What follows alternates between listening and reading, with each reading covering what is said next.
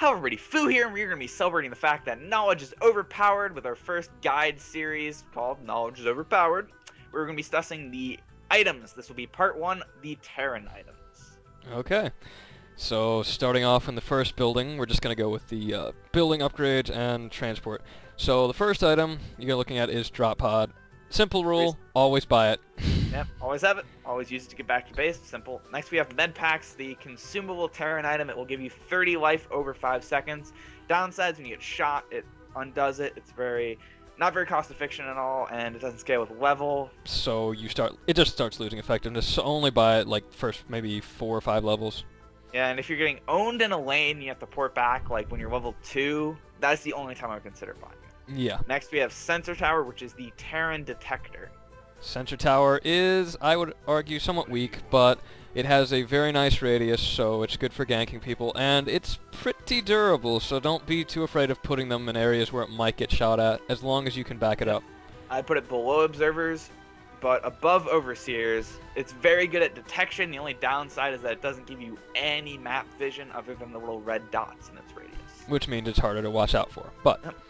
Next we have Orbital Command, one of my favorite Terran features. It is great for scan and mules, and to a lesser extent supply depots. Scan is great for a DA, it's great for using Yamato, Nuke, any abilities that require vision. It's great for scanning critter spots to see if they're farming. Instant vision whenever you want. Yeah, the mule feature is arguably better than regen for mech heroes because it just heals faster. They generally aren't going to be wiped early on by an AoE, and it's not bad. And when you have full HP, you can just let the energy charge up. It's not going to be a continuous thing. Yeah, it's free repair, basically. Yep. And then and supply depots, bunkers, vision. Which, meh. Bunkers are okay for lane pushing, but after, yeah, they don't scale, so they kind of start to suck very fast. And very early on, it's a free, extra HP, free extra range, but not really worth getting. Next we have something that's there for all races, rebuild production facility. Basically, almost never do it. There's a few circumstances, but they're very specific and hard to specify. Yeah, most of the time you don't want to rebuild them just because you don't want to give your opponent the feedback, so... Yep. Next we have spawn units again. It's just feeding the other team. Almost never do it unless it's something like, the only few opportunities I can think of would be if you're creep blocking and you want to get a giant push kind of early on. Not really early on because it takes 15 minutes for you to use it. Yeah. Or if you're about to lose a building to nothing but creeps. Okay, next we have the dropship, which is Terran's fast travel and probably the weakest. You can only teleport to your side of the map, and it costs 75 minerals per trip. And it's not even nearly instant. Yeah. It takes quite a long time. So you gotta time it like 10 seconds before the wave just to get there in time. But still, you need it because fast travel is good. You need the XP. Especially if you're a slow hero. Yep, next we have Siege Tank, the stationary defense Terran item. They're mostly to annoy your opponents for the first 5 levels and then to feed your opponents for the entire rest of the game. In a few situations they might be good for defending your base, but otherwise either use them to critter or use them to defend. Don't buy them, otherwise it's a waste of money. Yeah, here's really all what they're good for. They can be placed anywhere since they're not structures, so you can use them to creep block if you have no other method to do so. Also, if you're getting really beat up in a lane and you get one, it'll prevent the creep pushing, allow you to get more experience, and sometimes they pay for themselves. Sometimes, yeah. Good for crittering, but anyway. Moving on, we have the basic creep ups, Terran armor and Terran weapons. These are you just buy them so that your lanes push passively, so if there were no heroes there, the lane would push by itself, and then you can just take your heroes and put them all in one lane and force the opponent to respond to that. Even if there are heroes in the lane, you've got a decent creep advantage, it still helps out. And next we have what I think is more important, the anti-hero upgrades. Yes, the anti-hero upgrades give 20% bonus to your creep per level against heroes, which means they're much harder to wipe with AoEs like Toss Nova, and also they actually do a very nice bit of damage themselves, so they don't become complete crap after all the enemy heroes buy level 5 armor. And I've heard some anonymous channelers complain that Energy Nova is OP, but And after I beat them with it using Stalker wiping the Zerg creep wave, none of them got any anti-hero ups and complained about Nova being OP. Yeah. So if someone's buying Nova or doing anything to wipe your creep waves, buy this. Buy this really fast. Yep, next we have the defenses for Terran. Basically, almost completely useless unless in the case of a backdoor. If they're going to backdoor, it's great. You're going to definitely want to get it, but if there's no threat of backdoor, it's a waste of money. If you have money and nothing to spend it on, get defenses. Yeah. Okay, and then we have stat ups. This is really simple. It basically ups your base stats by plus 2%. Now, they kind of screw casters because your spells aren't going to get any stronger, but this is really the only way to get stronger late game, and you'll wind up buying a crap ton of them if there's, say, a builder in the game. And next we have the very simple attack armor energy upgrades. It increases your skills by a little bit, specifically about 15%. Armor is plus 0.3 armor and 13%. It'll scale by the same amount every level, but it'll get 100 minerals more expensive on them. How much more expensive it is every level, so it'll be 200, 500, 900, 1400, and 2000. Yeah, these are the primary upgrades for your hero. I would suggest focusing on attack and energy as much as possible. Buy armor when you need it to stop yourself from dying, but otherwise, attack and energy gets you farm, armor does not.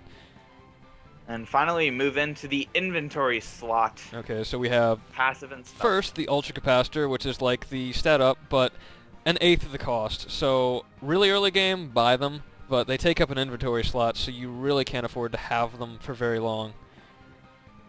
Ocurum pants, I say, fit into a similar category. What they do is they increase your sight range by 4. You can use them to get sight on a DA, but it's better to just use scan. It's a little bit underrated. If you have inventory space and money and nothing to spend it on, yeah, why not get them? If you're a ghost, it helps you with nukes, but otherwise, just don't use it that much. Next we have speed. We have speed, which is very, very, very good. Almost every hero should get. Yes, it just keeps you from getting ganked, helps you gank. Just overall, pretty much any hero who's not using the slots for something else, buy speed. Need it.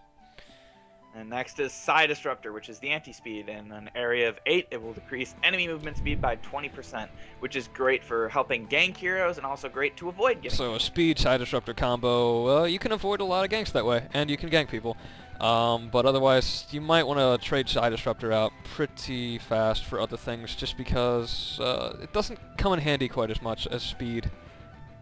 And next, on the final of the top row, we have a very meh but underrated item. Well, underrated and no one uses it, but basically what it does, it gives you 15% protection in a radius of 4, and this can be useful for really tanky heroes like Firebout, Rauder, and Thor because it stacks with your percentage bonus, and it can be used for heroes with summons like Domination or Pred Cups. And we have Regeneration, which is Regenerative Biosteel for Terran. A lot of people get this really early and get it a lot, always have it because they think it's a must-have. Not so.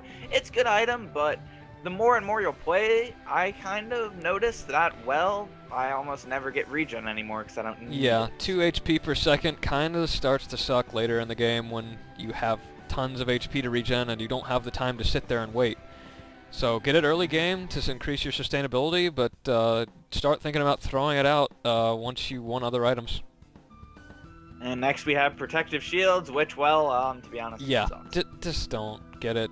I see so many people buy it. I see so many pubs get it. No. It's 150 extra health at level 20. It's really nothing. And next with Devastator Missiles, it passively attacks air units in a range of 6. It does almost no damage. It's basically worthless. I've been killed by it once in my entire Hero Attack career, and after that I immediately quit the game, went to my bed, hid my head under my pillow, and cried in shame. I imagine. Here's the one time you will get it. If you have 250 Weaver bonus against flying heroes, sure, get it, because it's just a stream of constant damage. Otherwise, don't even bother. Okay, so next we have Cellular Reactor. It increases attack speed 15%. This is a very hero-specific item. 15% is not that great on heroes with slow attack speed, but it's a 15% increase to your damage, so it's basically like buying yourself a Terran Weapons level 1, in addition to whatever else you have. And it's basically... Now, Really, really good with concussive attacks if you're Marine or Reaper. Exactly. It's very effective. And also, when you Berserk, you will get extra attacks in based on your Cellular Reactor. So next we have concussive attacks, which is very related to Cellular Reactor. If you're going to buy one, you should probably get the other if you can. The problem I see with concussive attacks is that almost everyone buys them, and it doesn't help you unless you actually have a firing rate. If you're Thor, just don't, please. It's so painful. Yep, but what it does is a 0.5 second stun. And which is a 15. Oh, it's actually, a 15% chance to stun. Yeah, and it can only happen every 1.5 second, which I do believe is affected by lever bonus, which is a little bit aggravating. Yeah. But it's very great with Marine, Reaper, any hero with a fast fire rate, and it's really irritating to deal with. Okay, next we have Throw Grenade, which, it's good early game. If you don't have any creep clearing powers, this can get you farm. However, it's kind of a sad substitute for Nova or Razor Swarm because it doesn't hit air and it doesn't do a lot of damage. Yeah, I see that it's similar to things like Broodlings versus Lockdown. It's not as effective as the other ones, but it's a lot cheaper, so that means you can get it a lot earlier and still have room for other things. And then sell it later. So, you know, if you have a problem, Terran hero clearing creep, for example, SCV, and you have energy to use, go ahead and get it. Maybe Medic. But it won't work against Protoss, so don't do it. What do we have next, Fu? Lockdown, one of my favorite items for Terran.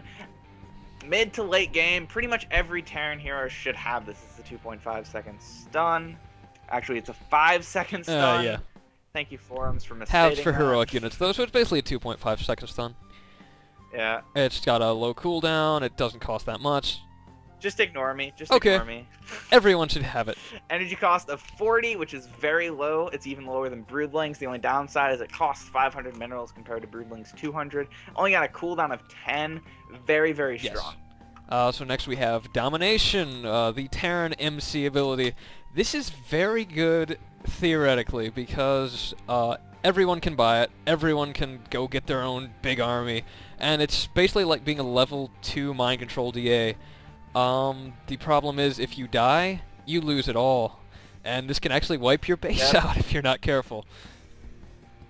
Yep, so that basically means only a certain heroes should do it, certain heroes that won't die easily, or certain heroes that won't necessarily be in risk of dying. Or heroes you need farm. It's great to have, and honestly, in a game, you almost need to have it, especially if you want... It's basically a free farm ability, because you get one Wraith or Scout, even a Mutalisk at high levels, and you can farm a critter location. Yeah. So, next we have Defensive Matrix. Which is one of my personal favorites. It looks a little something like this. Yes. And... gives a lot of shields. Unless Grossfu is level 0, which he is. But... Shut up! And it is 180 shields plus 118 per level. Really, really good. Basically, here's how I put it. Let's just move on to Yamato for a second. Yamato does 200 damage plus 20 per level to a target enemy unit. It's very, very, very, very, very, very good early game. Basically, the second you get it is when it's most effective. It will one-shot any 200 base HP unit. The only But it kind of gets worse as the game goes on. But that's when you buy Defensive Matrix and spam it on all your teammates in a support role. Spam it on yourself when you're about to get ganked. It's really underused and one of my favorite items personally. Okay. So... that was our... Well, that sums up the Terran items. Hope you guys enjoyed. This is Zeph. signing off. Signing off.